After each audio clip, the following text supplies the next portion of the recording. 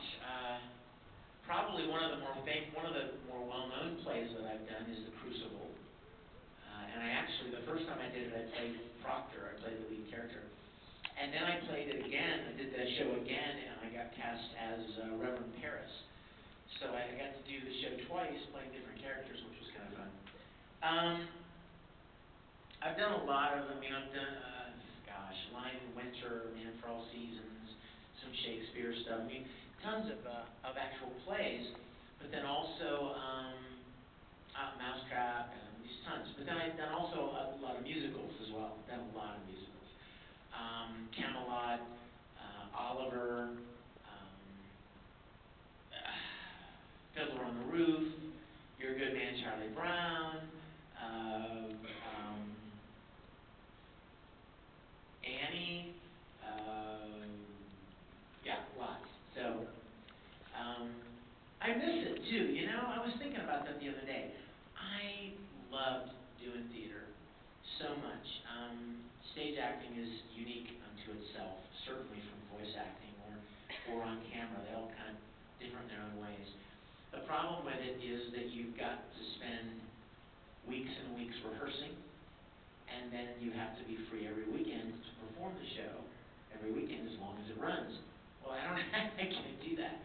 I travel a lot, and I don't have a lot of time for rehearsal. So I miss doing theater. Maybe someday I'll get to do some more. So if you get the chance to do theater, you should do it. Yes? You have a question? How long did it take to produce that video? That took a little while, you can imagine.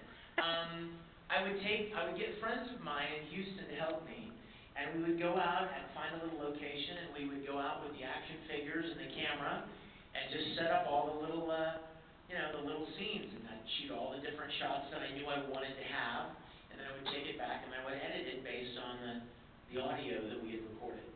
I think it's the truck driver, dude. I actually paid a guy to drive his truck over. Literally, the Popeyes is sitting on this street by my house, and then up at the end of the intersection, there's a Lowe's and a Home Depot, and of course, there are tractor trailers coming in and out of there all the time, right, dropping stuff off. So I literally got a guy who was dropping off a load there, and I said, hey, I'll pay you $50 if you'll drive your car over a little action figure, or drive your truck over an action figure. He's like, what?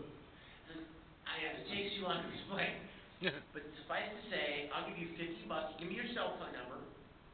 And I said, if you turn out of this parking lot and go down this street, there's Popeyes down there. And I said, I'm going to set up a little action figure in the street, and I just want you to run over it. And you just keep going. I'll give you $50 right now, and you give me your cell phone, and I'll call you when I'm ready. And he's like, okay. So I handed him $50, and I went down there, and I set the camera angle up, and we shot all the other stuff by now, right? So we set Roy up, and camera's rolling, and I called him, and I'm like, all right, man, bring it, and he just drove over it. But, and then the building, the bungee thing, that's not fake. We were up on the roof of like a 60-story building in downtown Houston. And, they don't let you on buildings. Typically, you can't just go up on the roof of a building. So I had a friend who ran a window washing business. and he got me into this building. We went up there, and I shot that shooting that thing. And then the one in the lake, imagine, the lake was about this deep, and in some parts even a little deeper, and we literally took off our shoes and socks and waded out there, and I would literally, here's the little Barbie yacht, right? And I would hold it from underneath, under the water, so you couldn't see that it was being held, but I needed to be able to control it, right? I needed it facing certain ways and going away from camera or whatever. So I'd hold it with one hand and shoot with the other hand. And I had a friend out there, and I would have him pull the little string when it was going down, or yank Roy off the boat, or any of those kind of things. We had so much fun, but it was so much fun, but it was a lot trickier, because you know why it's hard? Because when you shoot action figures, I don't know if any of you guys have ever done this for fun. Action figures are not very big, right? So in order to get a close-up of an action figure, if you're going to fill a screen with the head and shoulders of an action figure that's only this big, you got to be like right up on top of the thing, which makes focusing very difficult. So it was really kind of tricky, trying to get the shots that we wanted to. Yes, sir. Yeah, you said your friend was in Los Angeles and you're in Houston. You did. Oh yes, you wanted to Travis, do a right. right. Yes. So, where do you do most of your voice work? Well, I do most of my voice work now in Los Angeles, and a little bit in Dallas. Back then, I did most of it in Dallas and Houston, and a little bit in LA. And the cool thing was, I wrote the script, and then I was out in Los Angeles doing some recording, and I had him come over to my friend Steve Bloom's house and record his lines at Steve's house, and then we dumped them on a little flash drive, and I took it back to Houston and recorded my lines, and then cut it all together and put in all the sound design and music and sound effects and stuff. But yeah, I do most of my work in Los Angeles now. Yes. It's kind of a Star Trek trivia question. Oh, bring it. Bring it. But the thing is, it's something I don't know the answer to, but I thought if anybody would know, you would. What is it? How come when we see Klingons nowadays, they have the ridge on their forehead, but in the original series they look just like normal humans with tan? Actually, there was an episode of another Star Trek series. I can't remember which one it was, but they explained it as some sort of augment virus or something. The way that it was explained to me was that the purebred Klingons, if you were to go to Kronos, where the Klingon homeworld, they have the turtle heads, and that's the purebred. And as the Klingons moved out into space and began breeding, crossbreeding and stuff, that some of those features were diminished, and they were humanized a little bit more. And and so I know that I can't remember which episode which series was it? Was it Deep Space Nine, where they talked about it? But you and we all know that the real reason is because they could have never pulled that off in 1960, Right. in the late 60s. They were doing great to give them shiny costumes and and little goatees and stuff, and give them ready makeup. Do they explain that in Kitumbo, the episode? Yes, as a matter of fact, at the very beginning of the episode. Yeah, they do explain that. Yeah. Yes. Like Full Metal, I think that it's such a great show because like all the actors fit their characters so well. Sometimes they get actors and the actors don't really match the character, but it's like everything about Full Metal is just so great, and me and my sister, we love it a lot and stuff. And so I was wondering, how different would it be if it had been recorded like Japanese style, like just everybody there in the room, a big room? You know what? That would be impossible. No, it would be physically impossible to do something like that in English, because the big difference is that when the Japanese record a show, the show is not done yet. It's not finished. It basically is a bunch of storyboards, which means that there aren't any mouth movements that the Japanese have to match perfectly. They just all get together in a group and they record the audio scene by scene, and then they send that off to the animators, and the animators finish it up to the recording. Well, that's a piece of cake for a voice actor. How many times have you guys seen little behind the scenes of famous Hollywood actors doing Shrek or Toy Story or something, and they're just in a recording studio, and they're performing however they want. They're doing the lines however they want because it's not been animated yet. They can do it however they want, and then the director will send the finished audio to the animators, and the animators will have to follow the voice actors, not vice versa. What we have to do is actually a lot more difficult. Because when we get the Japanese shows, the original shows, they're done. They're done. You can't change them. This is the way the guy's mouth moves. You got to match it. And then you have to give a believable performance at the same time. So it's a lot more difficult to actually dub animate than it is to do what they call it in Hollywood prelay. Prelay is when you lay down the audio before the animation is done.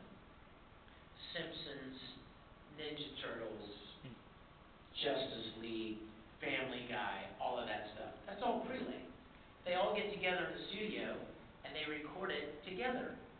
And they can perform the lines however they want. The freedom must be amazing. A lot of anime voice actors kind of like, you know, because that's so much easier, and yet they get paid so much more. Anime doesn't pay a great deal, but it's a lot more difficult. So you could never get a bunch of English actors together and ever do anime the way that the Japanese do it. Because within 2 or 3 lines, somebody would mess up. Somebody wouldn't match the mouth movements, and then you got to start over. Or any of a number of things that would go wrong when you have all these different people trying to match the mouth flaps of the original Japanese. It could never be done. That's why they all record separately. We all record separately. Question? I can show something else too. So if you want to get into it, how do you get into it? If you want to get into anime voice acting, you know, the 2 things that we tell everybody is, number 1, get experience as an actor. That's the first thing.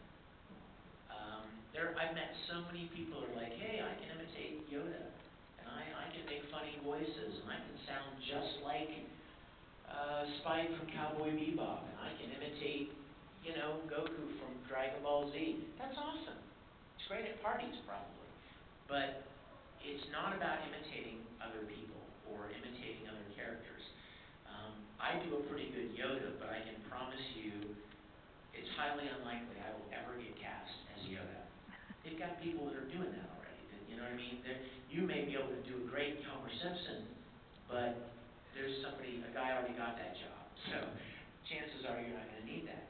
It's not about imitation. It's not about making funny voices. It's about acting. Acting. And every voice actor I know has a huge amount of experience in acting.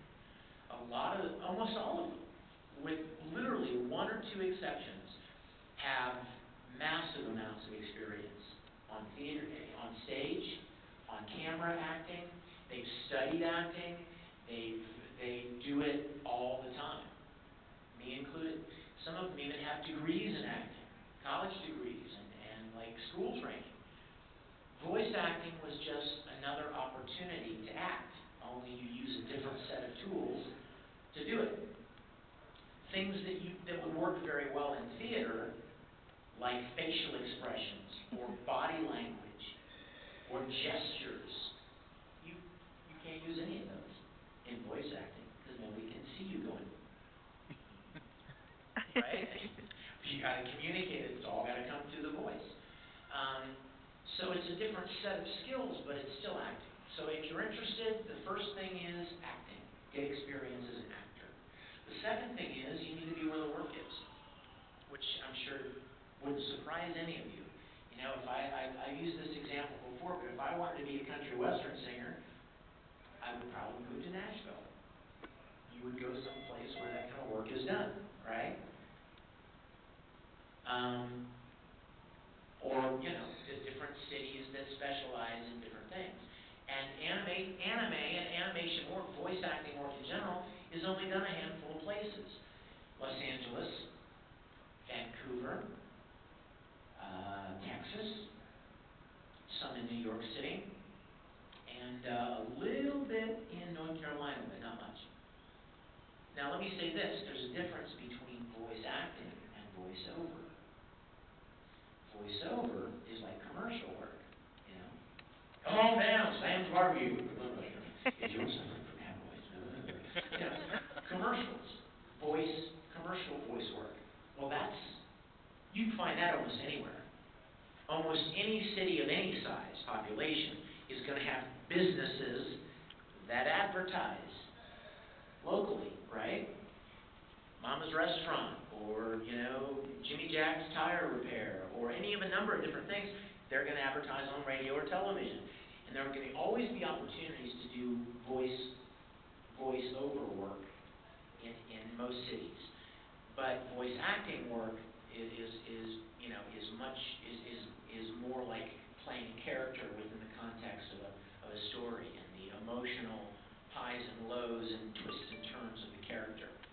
And there are only a handful of places where that's done. Question?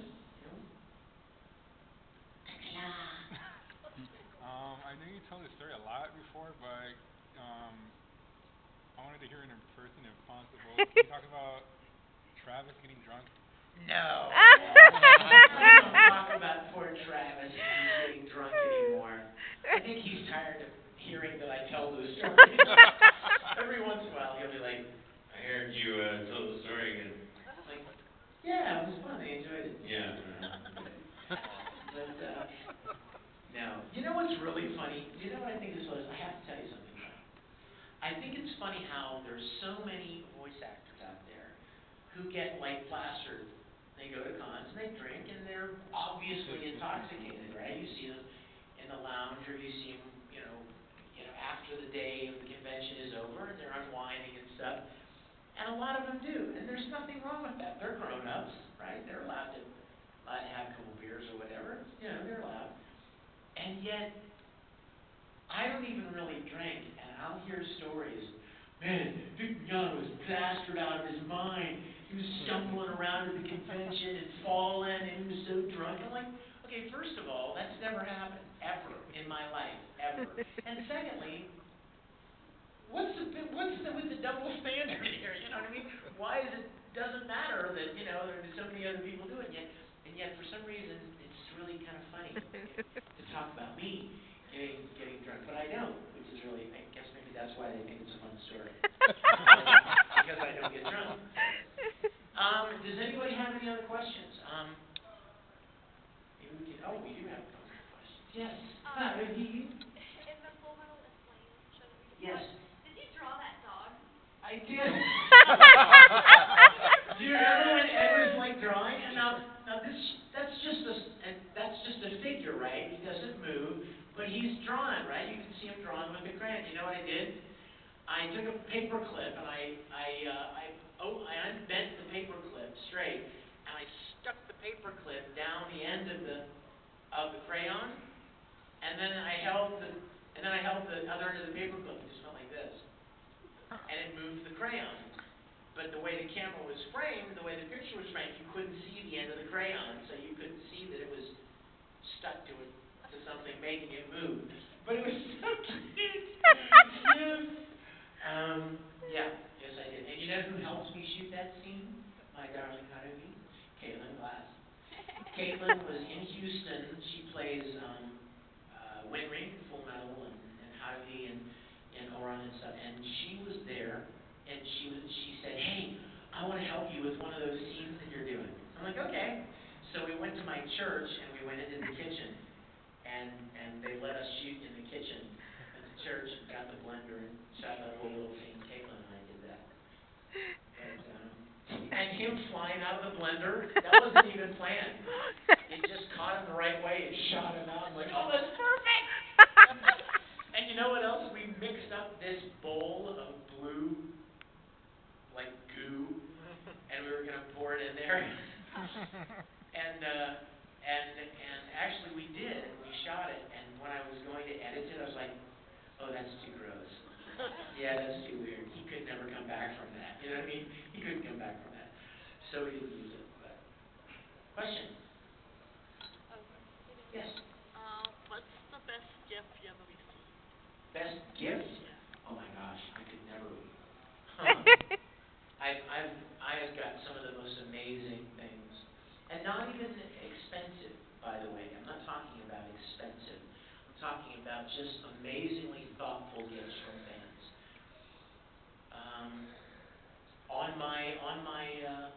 I have a little table, a little coffee table in my living room that has 2 or 3 books about this thick from my online fan club. And for my birthday a couple years ago, one of the officers of the fan club, did you write something for that? No, I don't think so. No, just kidding. They collected a whole bunch of wrote things, and sent them in, and then they had them put in this book. And it's one of my most valued things. And I have a room in my house, literally, I have a 4-bedroom house, and one of the rooms is completely waist high, full of gifts and things that fans have given me. And every time I get an email from a fan that says, like, I'm going to be coming to such and such a con, and I'm going to bring you something, I'll write them back, no, you don't have to do that. You're going to bring me anything.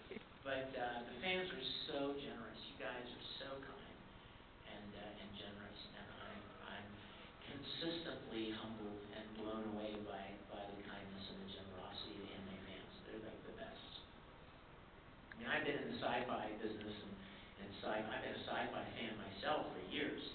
And I used to go to Star Trek conventions dressed as Captain Kirk, and I mean, so I know the convention. You know what I mean? I know that world. Only for me, it was sci-fi. I mean, I ate, slept, and breathed Star Trek, and Star Wars, and Battlestar Galactica, and all of it. But there's nothing quite like anime fans. They are so enthusiastic, and they're so supportive.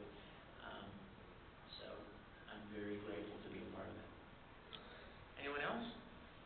Yes. I was wondering, if you could like sit and talk with any anime characters, who would it be if you picked their brains?